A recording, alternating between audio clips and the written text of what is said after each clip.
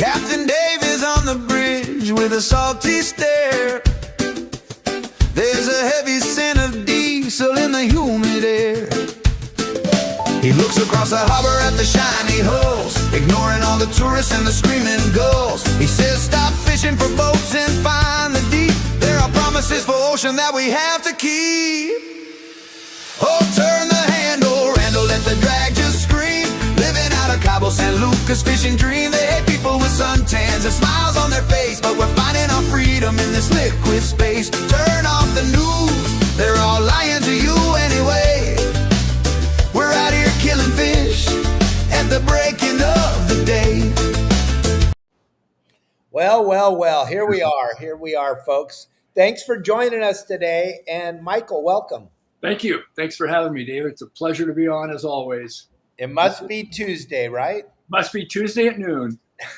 And today Kevin's up learning how to take people fly fishing, so he's not going to join us today, but he sent me this really cool picture of this Little massive trout that he caught, which is super bitchin'. Look at that thing. That's a beautiful rainbow, isn't it? Oh my God, that's insane. So that's what he's doing today. But Michael and I are going to be with you guys today, and we're watching the History of Sport Fishing, Chapter 11, Part 2. Can you kind of tell us a little bit about what we're about to see, Michael, or should we just watch it? Well, we could jump right in it, but basically we've come out of the transition from the evolution of bass tournaments and the freshwater scene, and now we're evolving into the saltwater tournaments, which is starting to get really exciting.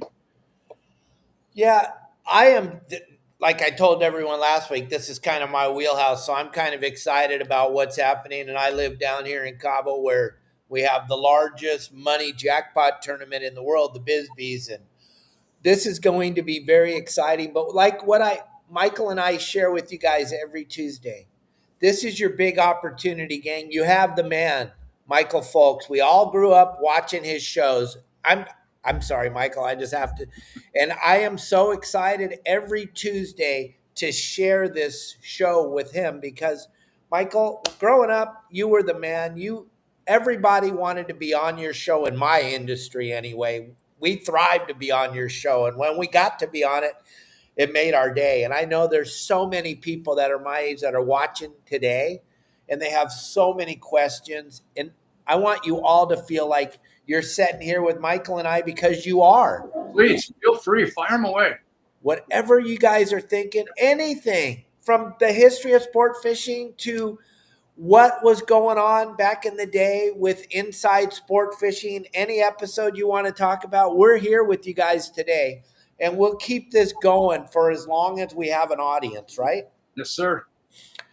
So if you guys can think of anything that you want to talk about, just go ahead and let us know. And this new format that I'm showing everybody with you and I talking here, Michael, this is one that we're hoping that YouTube grabs a hold of because what was happening, the restream changed everything. Yep. And we went from 60, 70,000 people a day to 400 or 500, which doesn't make any sense to me. But I know our numbers are real. We have, just like you, Michael, I got the 100,000. Look at real quick. Yep. I just want to show everybody because I made it into the big time. Same way Michael is. Your Saltwater Guide with over 100,000 subscribers on YouTube. Congratulations. And I'm going up to pick up the plaque. My sister got it Sunday and couldn't wait to open it and send me a picture of it. She's excited. I'm excited. And Elliot's excited. And it's all because of everybody on here watching. Exactly. We wouldn't be here if it wasn't for you guys. Right. Period. That's the bottom line. If it wasn't for you guys caring about the sport, wanting to learn about it, and contributing to the growth and the support of the sport of sport fishing, none of us would be here. So, thank you. Absolutely. And hey, Cubby, nice to see you today. Rick Maurer, Matt Ryan, everybody that's joined, Seawolf, everybody that's joining us today. I know my numbers are there. I know my numbers are real.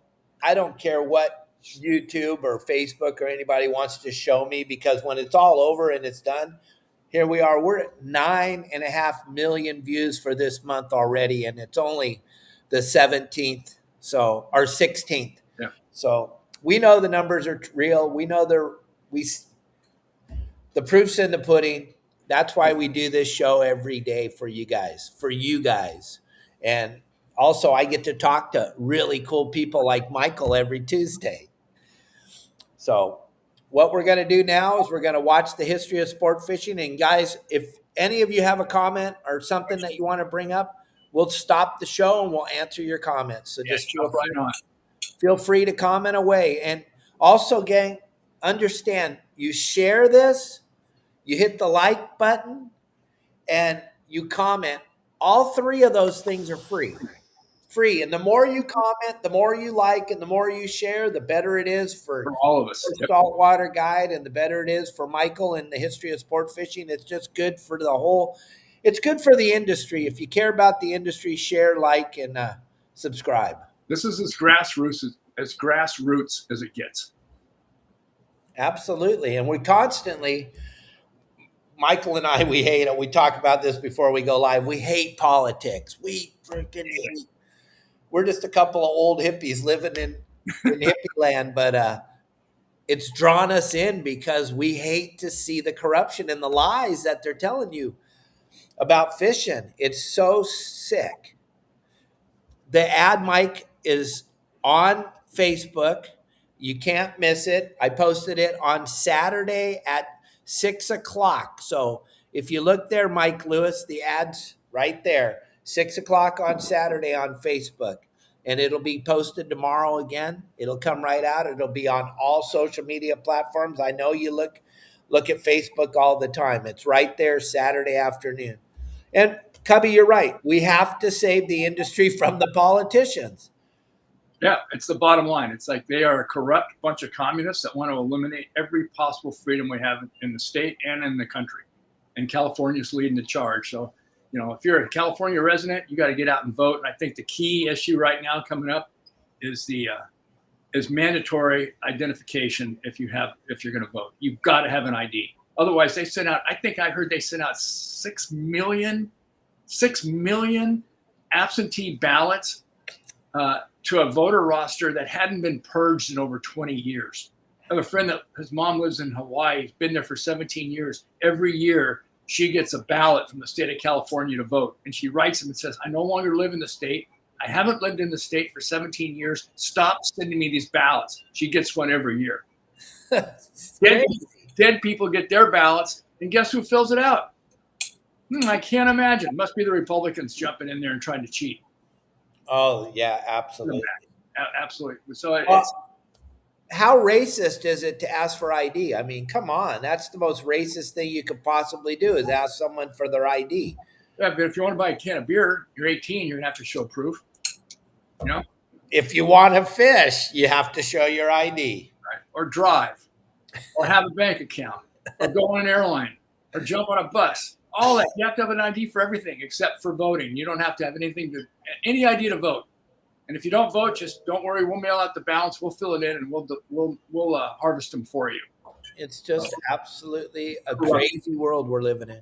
Yep. Hopefully we'll put an end to it. All right. Well, let's watch some of this, and then we'll get it. Let's do good stuff. Yeah. Let's have fun. Here we go, gang. Here we go. It whispers, lover, come to me. Life chose you, you didn't choose it. When it calls to you, don't refuse it. It'll let you in and make you lose it. Abusing, bruising back for more. Life will make you wanna kick the bucket, make you laugh and scream, forget it. Well, you can't beat it, so I fight it.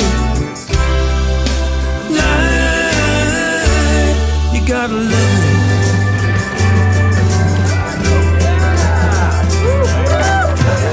You guys saved this shit, no doubt about it.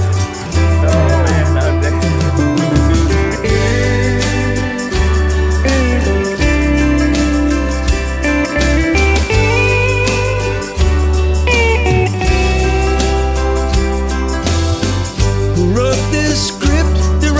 credits. Who made this person with my name? My story could use a couple edits. Take out the parts that cause such pain. But there's no flying without falling. There's no running without crawling. Why does your motor get to stalling?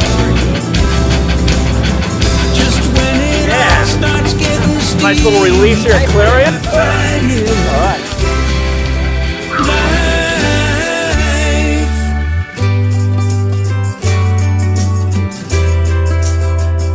You gotta love it. You gotta love it.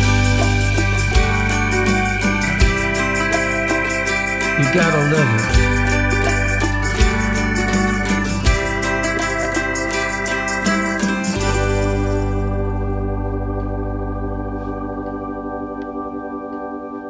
Regardless of what you fish for, whenever you take rod in hand, given the right conditions and location, the sport offers an opportunity for every angler to reach their own personal best.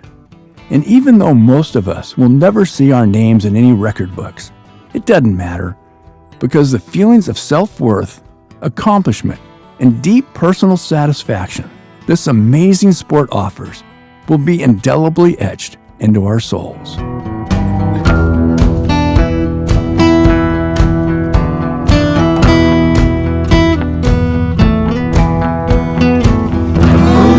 Saltwater tournaments began with clubs encouraging competition amongst their members. Their awards were often commemorative certificates or prized lapel pins. Starting in 1864, early members of the Cuttyhunk Fishing Club of Massachusetts competed for being the season's high hook angler of the year, fishing striped bass. At the same time, angling clubs were cropping up along the East Coast and in the Gulf region, as well as on the West Coast of the U.S.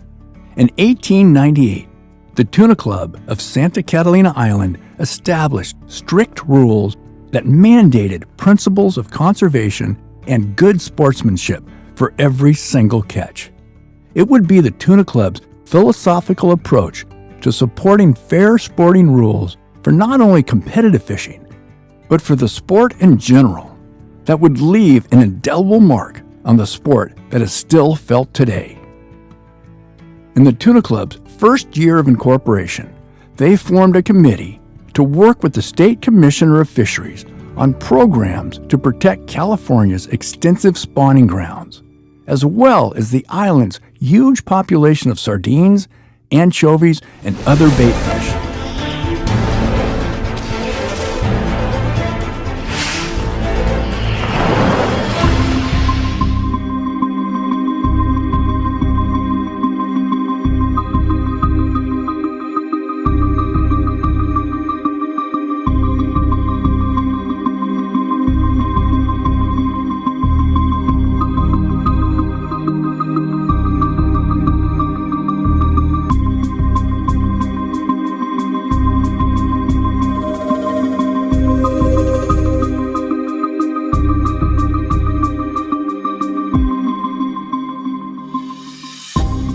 The club's best practices for responsible fishing influenced fishing policies around the country and eventually around the world.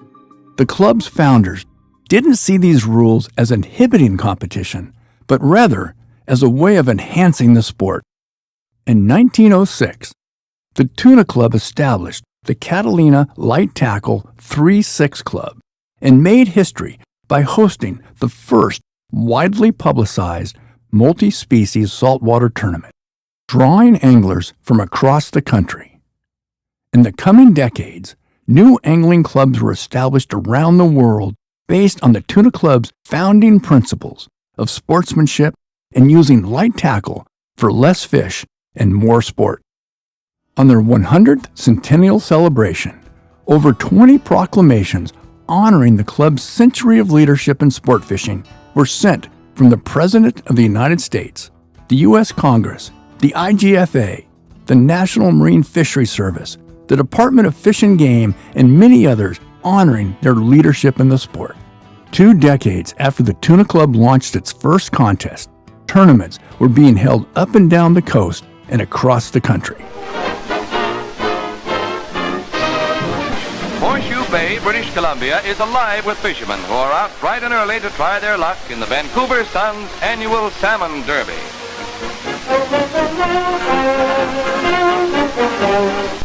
To win a prize here, you've got to be good and the salmon big. Victory lies in the balance. Here are the 9 winners with their morning's take. Not bad. But here's Bob Oliphant and his first prize winner, almost 19 pounds of salmon. From San Francisco Bay's striped bass competitions to the annual Marina del Rey Halibut Derby to San Diego's world-famous Yellowtail Derby, across the country to Florida's tarpon contest, saltwater tournaments were becoming huge draws for thousands of anglers.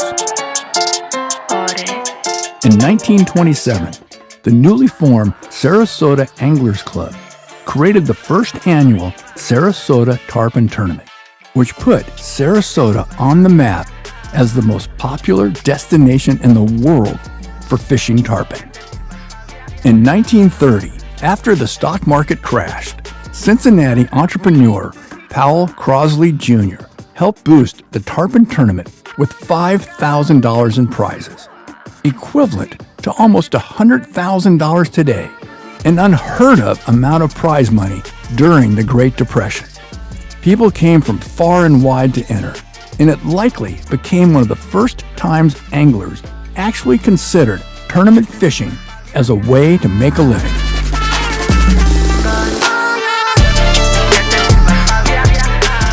Today, nearly a century later, the Sarasota Tarpon Tournament remains the oldest tarpon competition in the world. In 1929, Mobile, Alabama, hosted the first Alabama Deep Sea Fishing Tournament, drawing 260 contestants from 12 states. The first rodeo ticket cost $5 and included prizes, meals, and sleeping quarters on the barrier island, acting as tournament headquarters. Carrier pigeons were used to deliver news of the daily catch reports from the tournament into town. Now in its 94th year, the rodeo attracts over 3,200 anglers and 75,000 spectators every year.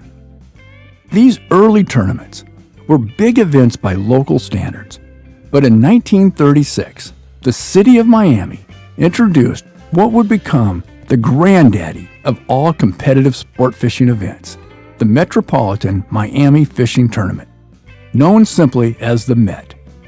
Put together by H.H. Hyman and the Miami Rod and Reel Club, it was billed as the world's largest free fishing contest and created to be a family-oriented people's tournament, open to all anglers with no entry fees charged. Sponsored by Frank O'Brien of Tycoon Tackle, it was designed to be a multi-species contest held in multiple venues that would take place over a period of 4 months. The catch and release rate was over 80% for the tournament. Entrants ranged from weekend enthusiasts to some of the biggest names in the sport, including Kurt Gowdy, Joe Brooks, Ted Williams, Frank O'Brien, Tommy Gifford, and Al Pfluger Jr. Famed photographer Charlie Ebbets, who ran the City of Miami Publicity Bureau, was also the tournament publicity director and chief photographer for nearly 2 decades, making sure the event got plenty of great press around the country. Their annual yearbook became a collector's item and was a running history of the award winners in each category. There were prizes for just about every fish imaginable and classes for each, such as fly, spin, plug, casting, and big game. with prizes being offered for everything from 4-pound pompano to 500-pound marlin. There was something for everyone. It was one of the first tournaments to encourage women and children to participate, giving them their own awards in each of the major categories. One lady angler, Kay Rybovich, wife of legendary boat builder John Rybovich Jr., wasn't happy with having separate ladies-only categories. As someone who regularly outfished the men, she was not only a skilled competitor, but a staunch conservationist. Of the hundreds of sailfish Kay caught over the years, she brought in only 2 to be weighed. In 1955, Kay, along with her friends Denny Crowninshield and Jenny Sherwood, founded the International Women's Fishing Association. Within a year, they had over 100 highly skilled and competitive lady anglers. Some men initially doubted these women could keep up on the open tournament circuit. Kay and her friends proved their mettle when they were invited to the 1956 Hemingway Marlin Tournament in Cuba, becoming the first all-ladies team to fish in an international event. They took second place overall that year, in what was called by many a fluke. The following year, Rybovich and her IWFA team put any doubts to rest when they flat out won the Hemingway, taking first place, besting many of the sport's top male anglers, and announcing that ladies had arrived in the competitive world of big game fishing.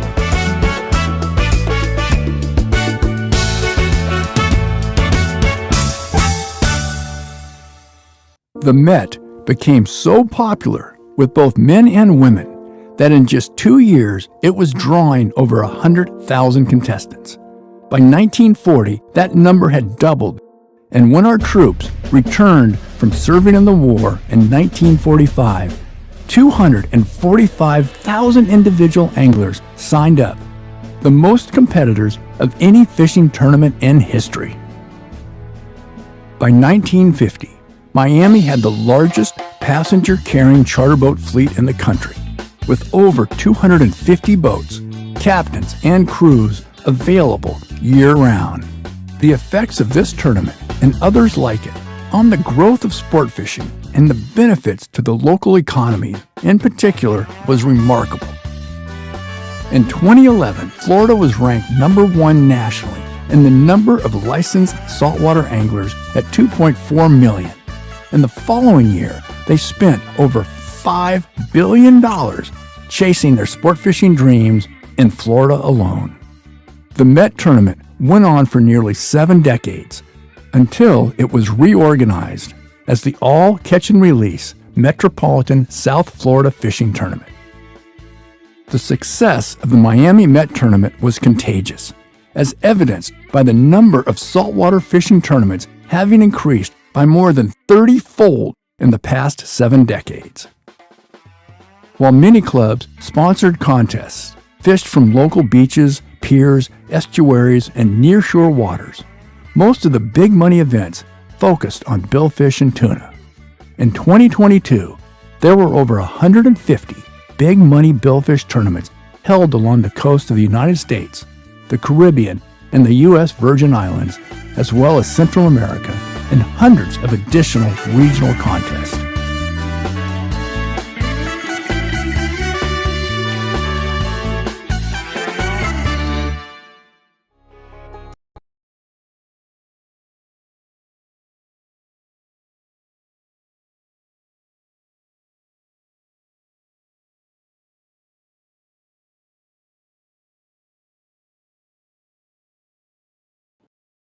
Sorry, everybody.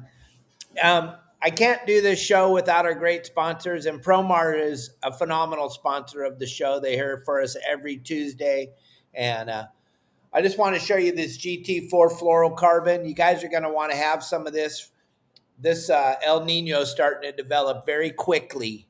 There's lots of fish, lots of yellowtail. This is the summertime of the yellowtail, and you guys don't want to miss out. You got to have some of this GT4 fluorocarbon when you head offshore. And so check this stuff out real quick, and we'll get back into watching the history of sport fishing. And we're getting ready to go do a little lingcod fishing today, so I'm going to use some of this 60-pound fluorocarbon, the GT4, super abrasion resistant. It's going to handle those big teeth on those lingcod. We're going to drop down some live deception jigs, see if we can't get a couple of nibbles. We will let you know later, but gang, you must have some of this GT4 fluorocarbon connected between your braided line and your lure. Somewhere between your braided line and your lure, you're going to want to have some fluorocarbon. Super important. So check it out. GT4 fluorocarbon. Go to Promar Ahi USA. When you're over there, put in the code YSWG and the number 20, and that'll save you 10% on your next order of GT4 fluorocarbon. All right, thanks, gang. Yeah, you got to check that stuff out. I left the QR code up here on the screen for a few minutes. And Michael, now we're going to get into this bill fishing thing that has pretty much taken over. We just got done with the pelagic tournament down here in Cabo San Lucas, and it's bill fish time. I know they just had the big fish back east was 990 pounds that they just had for over the weekend. It was an incredible tournament. The Big Rock. Huge tournament. Absolutely. And it's all because of, like you said, the beginning of this, just having a regular fish tournament has just blossomed into something incredible. Yeah. So, gang, if anybody has any questions about how Michael made this show or anything going on with anything you can think of, and Rick Maurer just got a question. Dave and Michael, how is it possible to weigh a large billfish in a catch and release competition? Well, it isn't. You don't. There is no such thing as a large billfish in a catch and release. They have catch and release division in these tournaments where you can take a picture of your marlin, make sure it's a blue marlin or a black marlin and not just a striper. And that's kind of that part of it. But as far as the big fish that they kill them. They kill them.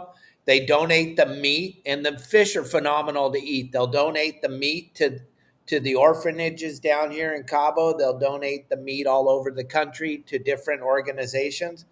But it's absolute catch and kill for the big fish. Anything over 300 pounds, let's be honest, first of all, it has to qualify. So if you get caught killing a small fish, something under if you get caught killing a 299 pound fish, that's a huge penalty differentiate. You're going to have to catch 2 300-pound plus fish to make up for the one you accidentally killed that was too small. What do you think, Michael? What your take on this whole thing? Well, I've always been about CPR, catch, photograph, and release. You know that since day one. And I think with today's technology and the ability that they have to geofence these take photographs where they give 360-degree around. They can get a fish's weight off a photograph to within a couple of pounds. So to me, I think these big tournaments really should be looking at. I know the weigh-in's a big deal. Everybody gets excited. They all get pumped up, and that's sort of the climax of the whole weekend is the weigh-in. But I think the fact that we're killing the brood stock, and I hate to go there, but any basically blue or black marlin over 300, 350 pounds is a female. The males just don't get any bigger than that. So you're taking, and like some of the tournaments say, oh, it's all catch and release except for the few. Well, those few are the brood stock. You're taking the premium spawning fish out of the formula. So,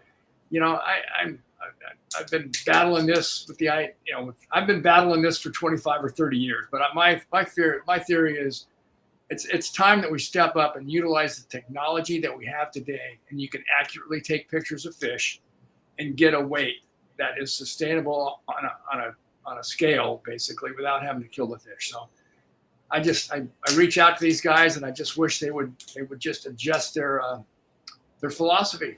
it's all about the payoff at the end. I mean, the bass guys do it great. They hold up the big fish, they put them back in, and they take them out and release them. We can't do that with pelagics. They can't survive. So I think as fishermen, we really need to look at what we're taking out of the resource when we kill the big broodstock. Yeah, and that's what makes this country so unique. Is your perspective of this and my perspective? We come from different worlds, but we love each other just the same. We don't agree on everything, but we still love each other. And when my boss is looking at a $6 million payday and it's a matter of 10-pound difference between the two, he's never going to go for a picture.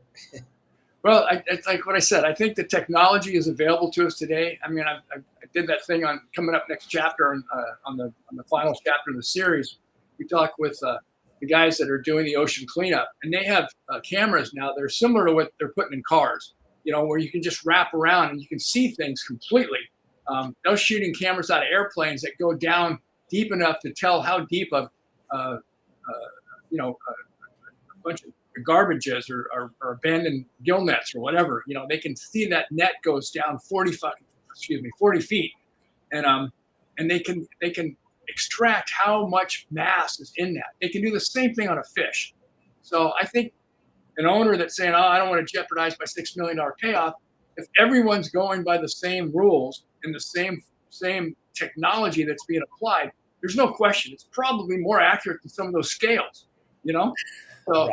My feeling is, like you said, we disagree on this, but I think there's a common ground that we can discuss and come up with a solution that everybody's going to be happy with, and especially the broodstock. They're going to get to keep making babies, and that's really the core. The core of my argument is that we need to protect the broodstock, and we can do that in a way with the technology that's available today that's absolutely fair, that's absolutely on point, and that no one's going to get cheated out of their winnings. But the tournament directors have to step up and say, this is what we're going to do. If you don't want to compete, don't compete. But these are the rules, and this is how we're going to play the game, and we're not killing the broodstock anymore. Absolutely. I'm with you 100%, but that's gonna be a rough one to get over. It's a tough one. The tournament directors have to take. They're the ones that are running the tournaments. God bless their hearts. They all got everybody's in the right place and doing the right things for the right reasons. But we just can't keep promoting the fact that these tournaments release 95, 97% of all the fish that are captured, and we're only taking 2 or 3%, because those 2 or 3% represent like a huge number of the broodstock. So that's why they're so rare. But anyway, enough of that. Sorry. Absolutely. No, it's okay. Get off the bandwagon. Everybody needs to hear it. They need to hear it. It's important. Thanks. And no, I don't have a world record fish, Dave Hill. How about Michael? You got anything world record wise? I had an 8-pound string wahoo that would have been a world record. I forget what happened. I think my leader was too long or something. But that was a fun fish. I had a nice wahoo on 8-pound string on the Polaris Supreme with Tommy back in the day, and it would have been an IGFA record, but we did something wrong. I can't remember what it was. I kind of gave up fishing for tournaments. Too many rules, too many regulations. Absolutely. The rules for a world record fish are mind-boggling, gang. If you're going to go catch a world record fish, you have to do everything totally correct. So you don't want to fish for anything else that day but that world record fish. So if you're under that understanding, Dave Hill, when you go out for a world record fish, then you got that. But if your line isn't perfect, if your leader's not the right length, if you didn't boat the fish, if you didn't cut a piece, there's so much to a world record fish. It's kind of a big deal, but it's also a crazy thing to follow all the rules perfectly. Yeah, Kimmy had a world record Dorado on the fly over in Midway, and the 12-inch tippet, it was an eighth of an inch too long. Oh my God! The knot extended an eighth of an inch too long, so it made it a 12 an eighth of an inch, and they disqualified the fish because the tippet was an eighth of an inch too long. So that's how the rules are there for a reason. Everybody's got to follow them, and there's no ifs, ands, or buts. It's 12 inches or less, period. 12 and an eighth, nope, you're done. So Wild. yeah, and I also think the IGFA now is doing a lot of world records with catch and release too. So they've opened up that whole category of catch and release world records, which I'm just thrilled to see. CPR, baby, catch, photograph, and release. Absolutely. All right, here we go. Okay. The Mississippi Gulf Coast Billfish Classic hosted 270 boats and paid out over $2 million in 2021. The Emerald Coast Blue Marlin Classic in Florida also draws many competitors.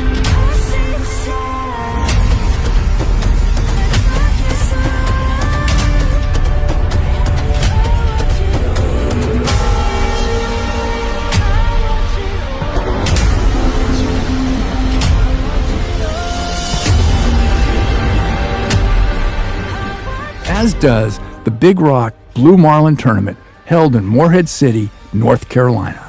The Big Rock is the greatest blue marlin tournament in the world, period. Welcome to Big Rock Landing. Bring him up, reel in. If he doubles on that line, you'll lose him. Came up on the left short, pounded the bait. $1,678,000. This is your new leader.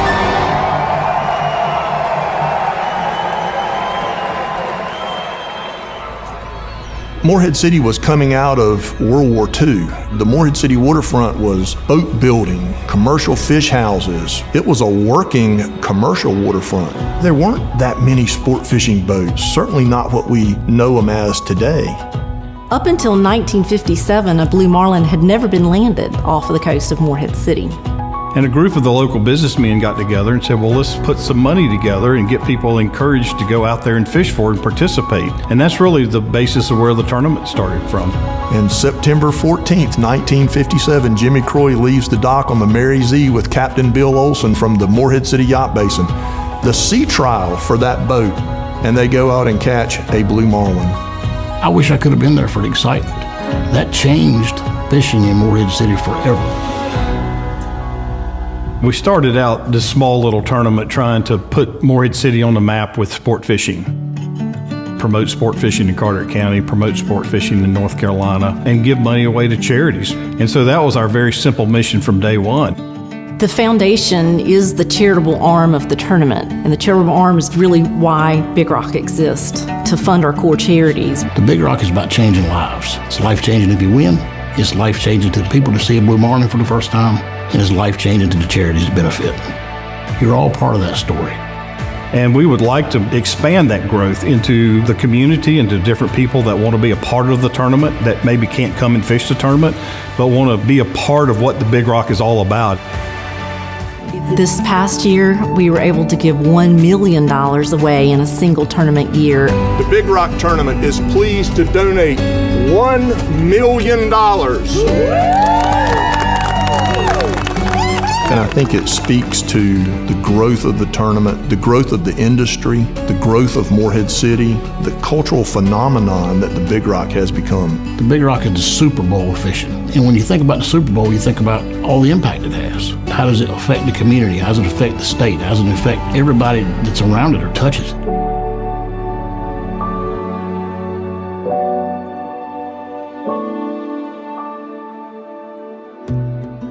The White Marlin Open out of Ocean City, Maryland, is billed as the largest and richest marlin tournament in the world. Formed in 1974, in its very first year, the White Marlin Tournament drew 57 boats, 150 anglers, and paid $20,000 in prize money. Last year's event drew 408 boats, over 3,500 anglers, and awarded over $8.6 million in prize money, including the top individual prize of $4.5 million that set a new world record for the catch of any single fish. Far to the south and west of the United States, at the crossroads of the Pacific, lie the Hawaiian Islands.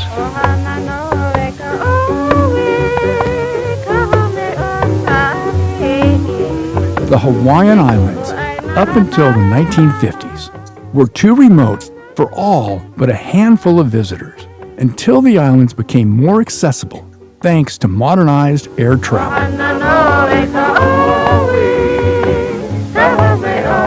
The Hawaiian International Billfish Tournament in Kona was introduced in 1959, just 2 days after Hawaii became a state.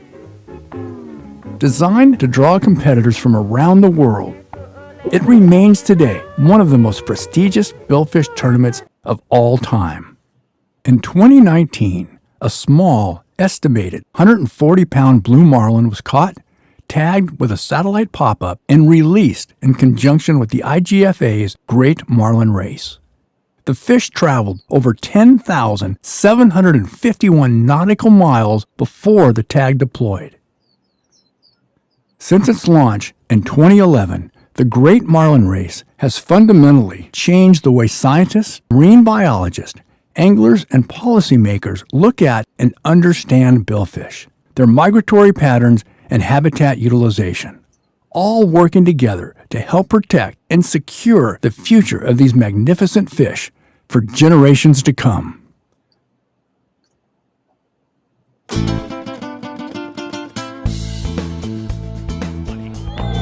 With no further ado, I'm going to start with our first check tonight, our first team. $4.4 million.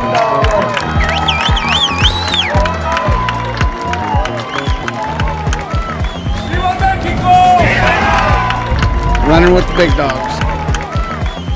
The Bisbee's Black and Blue, held every October in Cabo San Lucas, is one of the largest payout tournaments on the West Coast. Base entry fee for the Black and Blue is $5,000, with optional, across-the-board daily jackpot entry fees running over $131,000. You'd better have some jingle in your pockets if you're going to play with the big boys. 368 pounds! Unbelievable! The first fish, first day! In 2023, the top 3 teams took home close to $7 million in cash. Without question, with its shotgun start and the fish-rich waters surrounding the Cape, it is one of the most prestigious and exciting annual tournaments to be a part of. The big money tournaments and big money purses garner the majority of social media, press, and TV coverage. The old days of hanging fish are quickly becoming a thing of the past, as digital clips and images of epic battles, followed by healthy releases, are now seen in real time around the world. Many regional club-based tournaments are leading the way with sustainable and conservation-minded formats to help protect these fisheries for generations to come. The Balboa Angling Club in Newport Beach, California, has set a superb example of leadership and conservation. Founded in 1926, the BAC hosts one of the oldest and most celebrated all-release marlin tournaments in the world, the annual Master Angler Billfish Tournament, or simply called the Masters by locals, attracts the best anglers, teams, and clubs from around the region. The format is intensely focused on sportsmanship and conservation. The organizers and competitors also work hand in hand with local universities and sport fishing organizations during the tournament, compiling important data on fish populations, behaviors, movement, habitat conditions, and increased feeding activity during salunar transit crossings.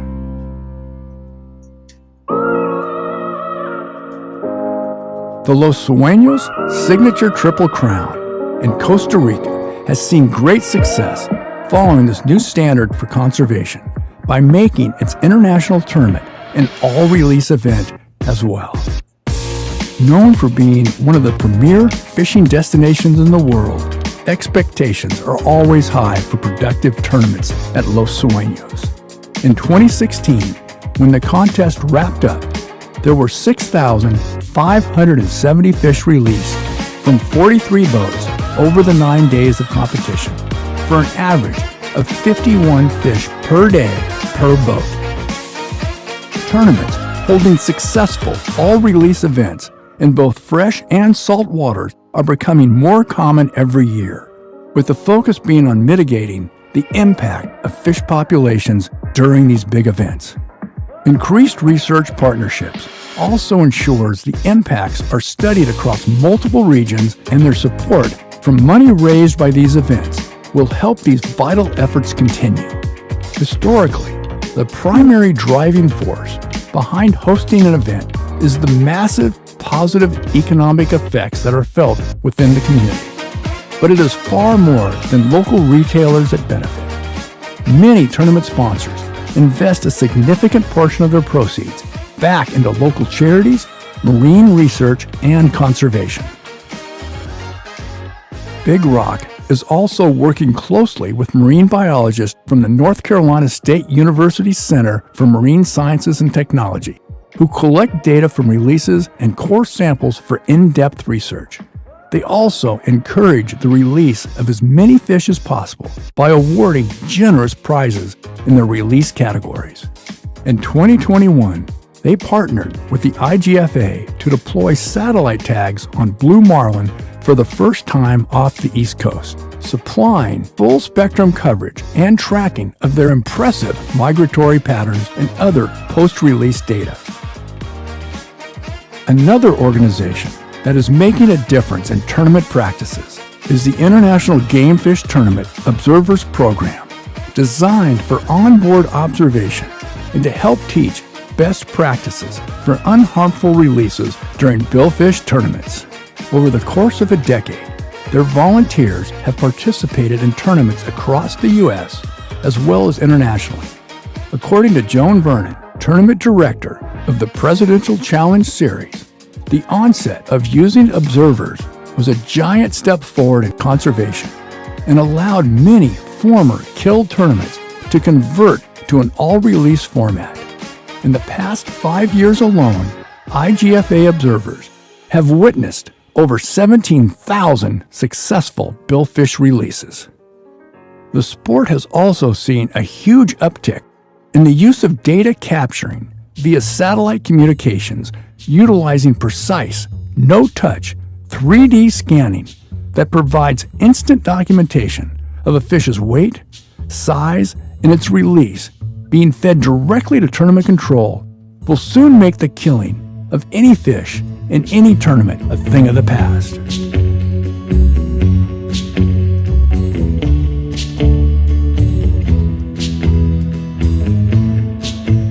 Through the ages, sport fishing has provided countless personal, recreational, and financial benefits to millions. And we are now seeing those benefits being reinvested in responsible planning for the future of the sport, the health of our fisheries, and our planet. Stand by me, oh, stand by me, stand by me, stand by me. Whenever you're in trouble, won't you stand by me, oh, stand by me, stand by me, stand by me. Stand by me.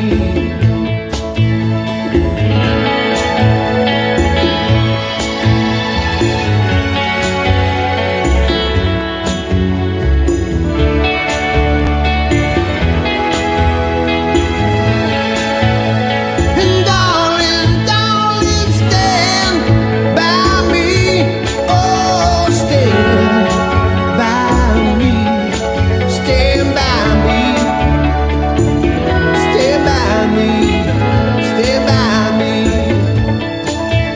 Won't you stand by me?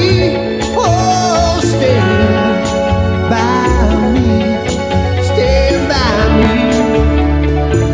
stand by me, stand by me.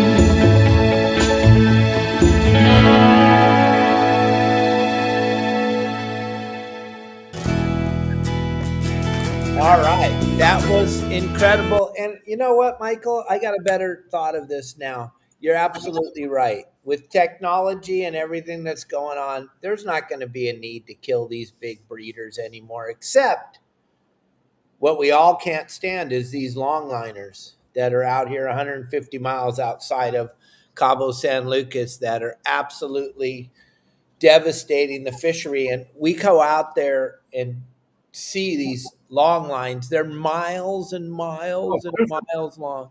There's enough long lines right now that are currently being deployed in the Pacific Ocean. They can circumnavigate the planet twice uninterrupted. There's a hook every 2 feet around the planet twice. You think those fish are going to survive that? Indiscriminate, wholesale slaughter. Unsustainable commercial techniques. I'm sorry, but that's the gist of it all. And everybody has their, everybody needs to eat protein. There's no question, and fish is an important part of that. But we've got to manifest our commercial harvesting techniques and sustainable methods.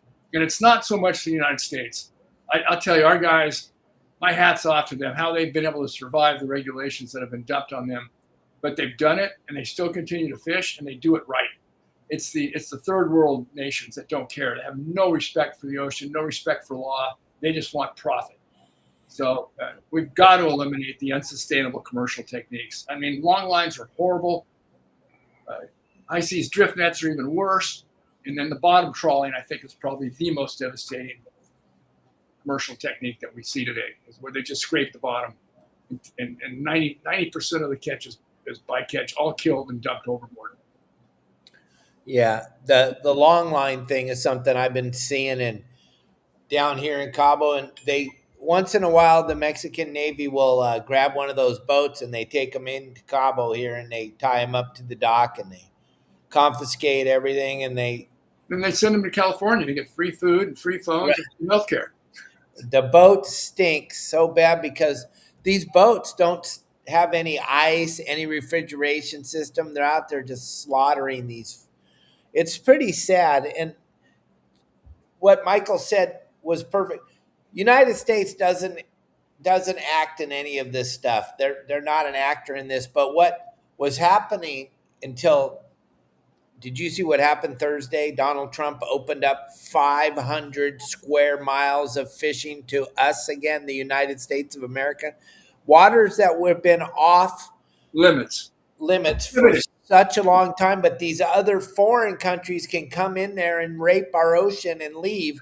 And now sustainable fishing is going to be taken part in this 500 square miles of the ocean that has been closed to us, but open to foreign countries. It's just the most lamest thing you've ever seen. And now we get to participate in fishing in these zones that we haven't been in forever. Yep. Kind of crazy. And like Tommy Gomes, we had him on the show with you and I. Yep. And like he says, if your fish has more frequent flyer miles than you do, you may want to try checking something else out. And that's how you, at your big box stores, that fish comes. Good fish ain't cheap, and cheap fish ain't good. That's his thing. Michael, off topic, do you have a relative in Newport Beach that remodels and builds homes? I do. He must know him. Rick must know him. Dickinson Construction. Dan Dickinson. Dickinson Construction. He's in Laguna Niguel. Probably the most. I've never met a man with a bigger heart and more integrity in my life. And this guy, he loses money on some of his jobs because he won't compromise. So if you're looking for somebody to help you with a house, get a hold of Dan Dickinson Construction, and I think you'll be very, very pleased. Thanks, Rick Maurer, for asking that question. As you can tell, Michael's very proud of him, and he loves to share what he's got to offer. Gang, we got about 5 minutes left of the show, and we want to answer your comments and questions and anything you have to say. And Cubby, what I would say is, yeah, they're going to actually have the technology to take so many pictures, because if you guys listen to Elon Musk, and I do, and I hope all of you got in on this SpaceX when it went to the IPO on Friday. It was absolutely spectacular. And even this old man, Dave Hansen, got a bunch of it and I've already made just a little under $2,000 on the stock that I bought on Friday, because if you guys haven't paid attention, it's going to be less than 5 years, gang, if you're paying attention, that we're all going to have our own robot. We're not going to have to work anymore. You know what's interesting about the IPO? One of the welders at SpaceX, he was making 90 grand a year. He's a millionaire now. A millionaire overnight. He went from 90,000 a year to having $990,000 in his account overnight as a welder. Crazy, right? It's so cool.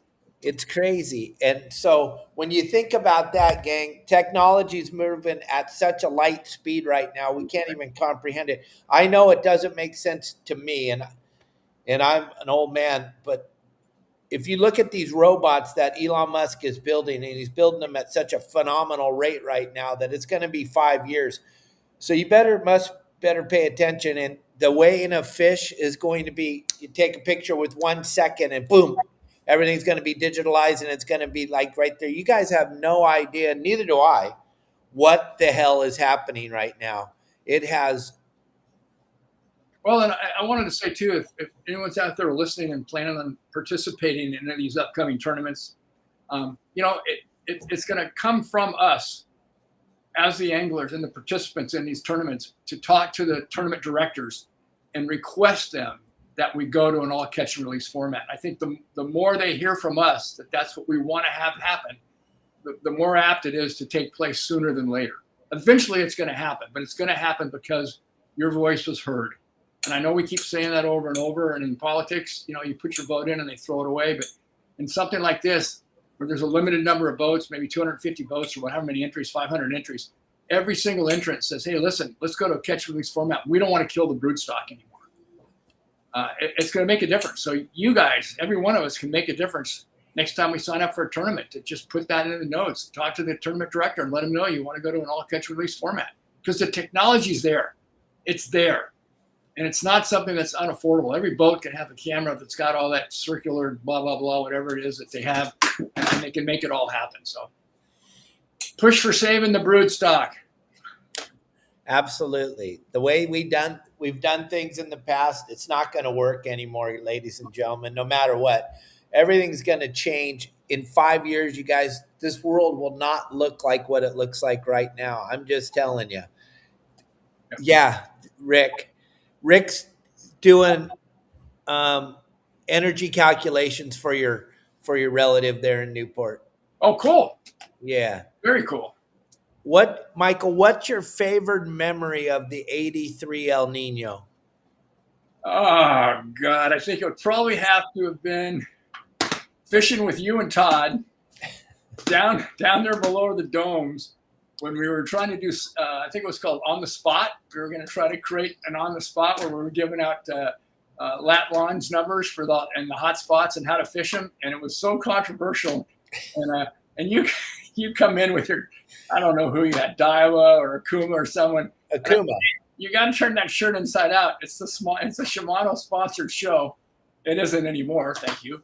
But at the time, I thought that was the funniest thing that we went through. It was like you having to turn your shirt inside out to be on camera and going. Oh my God! Yeah, that was pretty incredible, Kelly girl. That was pretty amazing. That it mattered so much that the president of Shimano called you up. Yep.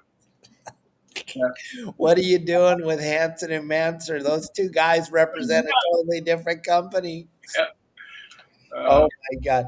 The thing I got the most kick out of, gang, was El Nino 1983 was the big eye. They would just show up and ruin everybody on the boat. You would be in a wide open stop on little yellowfin tuna, and then these boys would swim through 100-pound fish, and they would eat every single thing. All the yellowfin would split. These big eye would come cruising through, and we haven't seen a big eye bite since. 20 years, 25 years. Longer. And plus, they just ruin every rent rod on the boat. It's just blow them up. Boom, boom. we didn't have the reels that we have nowadays either, gang. So you guys are going to catch way more fish than we ever even comprehended back in 83 because we didn't have nothing. We had pen. We had 3-0s, 4-0s, 6-0s, 2-to-1, 4-to-1 gear ratio. 4-to-1 was like super high gear ratio. Now you guys don't even hold a reel that doesn't get 6-to-1 or better. And the 2-speed technology is just second to none. So the whole thing's going to be totally different. Yep. But the big eye, I remember in 83, we had so much big eye on some stops that we could get them on the gaff. You put an anchovy on the gaff and they would eat it. They'd come up and eat it. You pull a 100-pound fish out of the water that's just as hot as he can be. It's his crazy, crazy times. Yep. Well, next week we're going to get into chapter 12, and this is all about conservation, right, Michael? Conservation, children, and the future of the sport. And it's a hard-hitting subject. We cover a lot of area.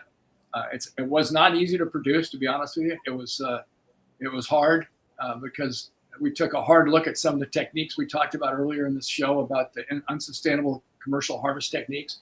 And we show some of that and we go over it, but we also talk about the, like you said earlier in the show, David, we're adapting.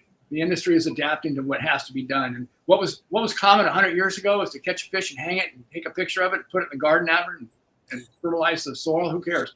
Today it's different. We've got to, as a community, as an industry, we've got to step up and really work to protect our planet and the future of our fisheries. And the chapter 7 really covers not only all the mistakes that we made in the past, or a few of them, but a lot of the things that are being done today for the future of the aquaculture and the future of the sport, and the future of the ocean. So it's an important episode. It's going to be incredible to watch it with Michael, guys. And if you guys haven't seen the history of sport fishing, download, find out where you can get it from, because right now you can stream it everywhere. It's free now. There's no charge. There's no fees. If you have Prime Ticket or Prime Video, it's on Prime. It's on Roku. It's on Pluto. It's just about everywhere there is. YouTube, Apple TV. And the same with Inside Sport Fishing. We launched the Inside Sport Fishing channel. It's live 24/7 now, about a month ago, and it's really starting to take some momentum. So if you want to take a look at Inside Sport Fishing, every episode we ever produced is up and running now 24/7. So hit the like button, share it, leave a comment. It makes all the difference in the world. You guys have no idea how important your likes, your comments, and your shares are, like David said at the beginning of this show. So take a minute. It's all free. Take a look. Let people know you love it. And you get to look back at us 30, 40 years ago. A little bit different. With dolphin shorts and mullets. It's pretty funny. Gang, I watched just the other day, I don't even know, it was Saturday or Friday, but the Midway Island episode it's a broken into parts, but I'll tell you what, it is the most incredible thing. And you learn so much history when you're watching it too. You're learning about history. And then Michael, you guys had to be so fired up to be the first people that had been there since we were one of the first 12 civilians on that island since the Second World War. So, I mean, talk about virgin territory. It was like going back to Hawaii 100 years ago with no people, no technology, just raw, pure adrenaline. And John Stanley, you see it on YouTube. Just type in Midway Island Inside Sport Fishing, and you're gonna be blown away. Everybody, just check it out. You're gonna be blown away. Michael put it together, and it's so bitchin' how he put it together, and watching them fish for the fish that are there right on the beach. Oh, right off the rocks. After dinner, we're catching 100-pound of lure on the surface poppers off the jetty. I mean, after dinner. And then they took the hooks off, and it just was like the most. I can't even imagine what it must have been like. So flippin' exciting! It was just so cool to watch these giant fish inhale these poppers, and then you knew they just spit them out. They're going to spit it out in a second, but how long do they hang on? They don't want to let go of that thing. No, they were hanging on for 2 or 3 seconds. You know, that's just something's not right.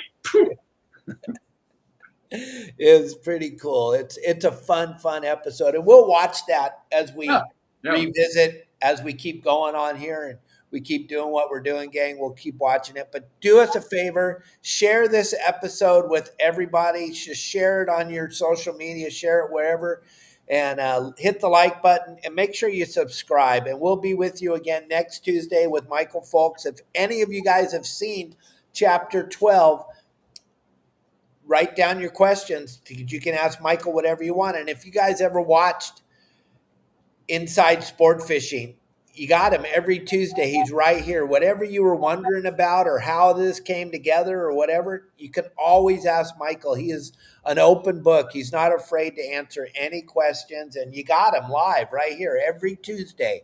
Yep. And I just wanted to reach out and say, Kevin, we missed you today, buddy. Glad you're having a great time up there in Wyoming, and good luck at the Yellowstone. Absolutely, Kevin. We'll see you next time, maybe next week, if not the week after, but you're going to be here with us always. And thank you very much, Michael Fowlkes, for being with me today. It was a pleasure and an honor, and I'll see you next